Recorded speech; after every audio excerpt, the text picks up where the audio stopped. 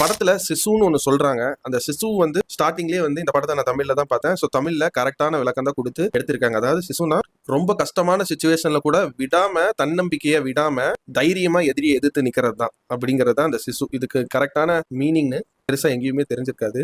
But ஆனா அந்த சின்ன தைரியத்தை வச்சுக்கிட்டு அந்த தாத்தா வந்து இந்த படத்துல பண்ற விஷயத்த பெருசா பேக் ஸ்டோரி எல்லாம் எதுவுமே இல்லை, அவரோட ஆக்டிங் பெர்ஃபார்மன்ஸ்லேயே காட்டிடுறாங்க. பட் ஆனா நார்மலா ஜென்ரல் ஆடியன்ஸ் இந்த படம் அடல்ட்ரேட்டடா இருந்தாலுமே வந்து எதுக்கு இவ்வளவு வைலன்ஸ், எதுக்கு இவங்க இப்படி போட்டு அடிக்கிறாரு, என்ன இவர் ஜெயிச்சுட்டே இருக்காரு, இவன் அவ்வளவு பெரிய அப்பாட்டகரா அப்படிங்கிற மாதிரி ஒரு சிலர் பேருக்கு இந்த கேரக்டரை தோண வைக்கும். அண்ட் கேரக்டர்ஸுமே ரொம்ப கம்மிங்கிறங்காட்டி என்னடா இது சண்டை போட்டே இருக்காங்க, ஒரு பிரீத்தர் மாதிரி எங்கேயுமே ஃபில்லர் மாதிரி எதுவுமே இல்லையே. அவர் கூட ஒரு நாய் இருக்கு, எதுக்கு அந்த நாய் வந்து இந்த கூட இருக்கு, அந்த நாய்க்கான பர்பஸ் என்ன